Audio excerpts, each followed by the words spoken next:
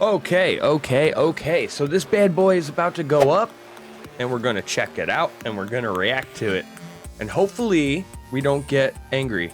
I would argue that a lot is riding on Season 10 being good. If Season 10 isn't good, just end of story. We're just screwed. We're screwed. It's 10 o'clock right now. It should be coming up any second. Dude, so much is riding on this. I will be big mad. I'll tell you right now. So as we all know, Season 10 was delayed. Season 10 was delayed a fat minute ago. Season 10 has been the longest. It's been so long, and they had to delay it. My hopes are that this delay are because they are fixing stuff heavy duty, all right? So, oh my God, let's see what they friggin' do. A lot is riding on this season. If this season isn't good, I personally hope that it's like 90% bug fixes and stuff. Like, if they don't add anything to the game and they just fix a million things, I would be cool with that personally. But let's see. So stressed. Hello and welcome to the Sea of Thieves Season 10 preview. We're going to be hearing from the team here at Rare as they give us the lowdown on the headline features coming to Sea of Thieves as part of Season 10. With a whole new way to engage in social play, to a competitive experience within the shared world, and an exciting new feature that'll fundamentally change how you play the game, we are bringing an incredible amount of new features to Season 10. So to get things started, let's go over to Sea of Thieves creative director, Mike Chapman. I'm so scared, bro. My heart palpitations. Hello, everyone. Firstly, I'd like to take this opportunity to thank you for your patience and understanding regarding the delay to Season 10. We know that Season 9 has run exceptionally long. But what this means is that Season 10 will now very much be a super season. When Season 10 launches on October 19th, it will feature the experience originally planned for Season 10. But for November will include the experience we planned for Season 11.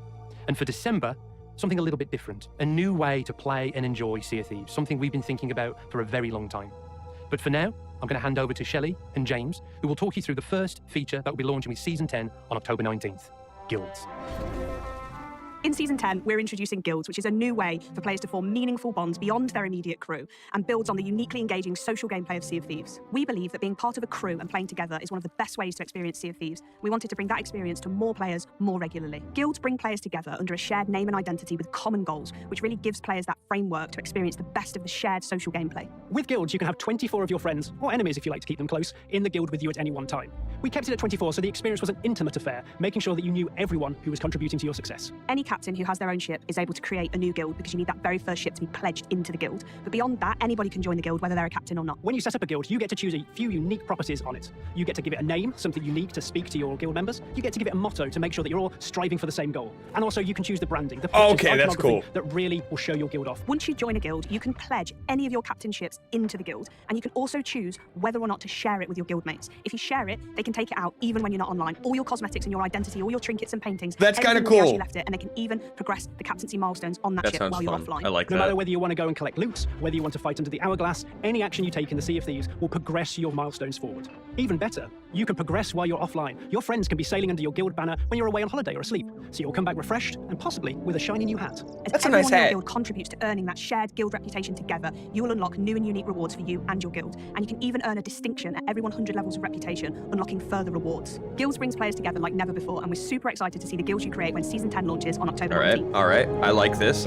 I can see In bad November, things as part of happening Season with 10, it. We're launching a brand new voyage called the Skull of Siren Song. The Skull of Siren Song is our first competitive voyage, and it will see players share the same treasure maps and compete and race to collect a single piece of treasure. Like other world events, the Skull of Siren Song will appear randomly throughout your session, and when it's active, you'll see this ghostly note appear pinned into the mast, and you can interact with that, opt your crew into the event, and take part. When this voyage becomes active and you see that note on your mast, you know that every other crew in the server is also seeing that, and they become potential rivals as you all seek out the Skull of Siren Song. This sense of mystery around the other crews that may or may not be hunting down the same treasure as you provides real tension, especially to the start of these shared voyages. You'll spend much of your time scanning the horizon, searching for sails that could be approaching with the view of taking your hard-earned treasure. So once you've accepted the voyage, the ghost of Captain Briggsy will appear on your ship and set you on the hunt for the Skull An of Siren Song. actual So it's this PvP high-intensity race voyage. for all crews headed towards this one piece of treasure. At the start of the voyage, every crew who opts in will receive two maps. One leads to a key and the other to a chest. And once players have dug up those two items, they have to combine them to open the chest and retrieve the Skull of Siren Song. So in the early stages of the voyage, one crew might have the key and another might have the chest. And at any point, these items could come together or change hands, or a new ship may arrive and take both of them.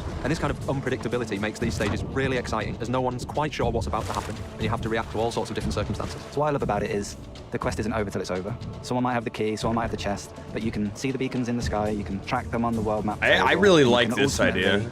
sail well, play well together as a crew, and intercept them. And Listen, I love this idea, but I want to get to, like, what are we fixing? What are we fucking fixing? I love all these ideas, but I feel like these ideas don't mean jack diddly shit unless they fucking fix the game a little bit. steal the treasure for yourself. Once the chest has been opened, the Skull of Siren Song belongs to the crew who opened it, at least for now. This new item is a powerful weapon that can be used against other crews to defend your ship, but it also comes with its own set of challenges. So once you've got the skull on board, you have to protect it with your crew. But that skull is cursed, and that's going to make your ship slow down, which means other crews will slowly start to catch you up. So whether you've got the skull on board or whether you're chasing after the skull, it's not over until it's over. This slowing down of the lead ship makes for some really tense moments as you almost can't avoid combat. We think this voyage is really exciting because it's a more focused, competitive voyage that can take place as part of your normal Sea of Thieves sessions. The unpredictable nature of when it's going to start and who else may be battling you for this treasure is an exciting moment to have, and crews will have to adapt and react to this if they want to be the ones to claim the skull for themselves. We're really excited to see the Skull of Siren Song bring players together in this competitive voyage, and you'll be able to play it yourself in November. That is actually so As you cool. saw there, we've got some great new experiences coming to Season 10. Social play has always been at the heart of Sea of Thieves, and that's why we're so excited to bring player-created guilds to the game. And just that idea of racing to find the treasure against other pirate crews in the world is why we're so excited for the Skull of Siren Song. But as we look to December, we've got something a little bit different planned. As we look back on the journey we've been on creating Sea of Thieves, right from our original launch back in March 2018 to where we are today with the game and its community, one of the most passionate and resounding pieces of feedback from both existing fans, but also players intrigued by Sea of Thieves, is the desire to play outside of the shared world. The ability to experience pirate adventures in Sea of Thieves on your own or just with your chosen friends. This is something we've thought long and hard about. How do we provide players with the ability to do that, while also safeguarding what's so unique and magical about the shared world of Sea of Thieves? After lots of consideration, we believe we've got the answer to that in Cyphers Seas. Cyphers Seas is a new way of playing and enjoying Sea of Thieves. It allows you to play alone or with up to 3 chosen friends in a private world in Sea of Thieves. What's really important to stress is that the game that Sea of Thieves represents today, all of that shared world magic of the game, that continues to be the primary way of playing the game. But the adventure mode in Sea of Thieves will now give you 2 distinct options. High Seas, the game as it is today, but also Cyphers Seas and that new way to play and enjoy the game. Over the last 5 years of creating Sea of Thieves, the game has grown into this huge experience with so many diverse aspects to it.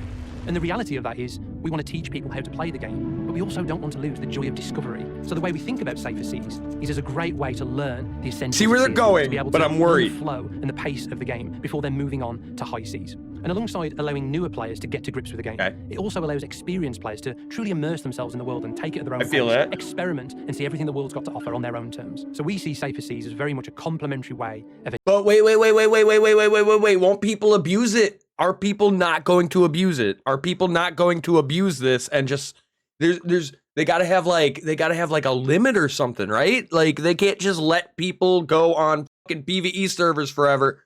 Like I understand reduced fucking this, that, and the other, whatever. Some people are just going to only play on these servers. Enjoying Sea of Thieves, a new way to enjoy the game with your friends or to immerse yourself in the world. Cyphers Seas won't evolve separately with its own unique features. It just provides that new window into experiencing Sea of Thieves for the first time. So when we think about the specifics of what progression means in Cyphers Seas, as I mentioned earlier, we want this to be a way to learn about the game, learn about the systems and how to progress in the game. So players will earn progression in certain trading companies, but it will be at 30% of the value of what you earn in High Seas. So both progression and gold will be earned, but at 30%. In terms of progression in trading companies, your progression will be limited to level 40. So the choice of that cap is very much deliberate. I'm okay with this. To be able to experience all the this multitude of unique voyages across those trading companies and experience what it feels like to move up through the promotions of each of those trading companies. But crucially, you won't be able to become a pirate legend in Cyphers Seas. And in fact, the Athena's Fortune trading company that represents pirate legends, its voyages, its... All right. I know I paused the video again, but that's actually such a good balance. That is such a good balance between having PvEs. Like, I feel like that's a great balance. It's like, yeah, you can go on the safer your PvE, you get your PvE servers, but you ain't making shit while you're there. For it's a training. It's for training. It's for teaching pirates, and I'm cool with that. I appreciate it. I don't hate it. I don't hate that at all. Activities, commendations, rewards won't be available at all in Cyphers Seas. So alongside that, there's a whole host of experiences. Key features exclusive to High Seas. Become pirate legend, earn reputation for gold and Athena's Fortune. Okay, you cannot even level up Athena's Fortune or the Reaper's Bones, which is good.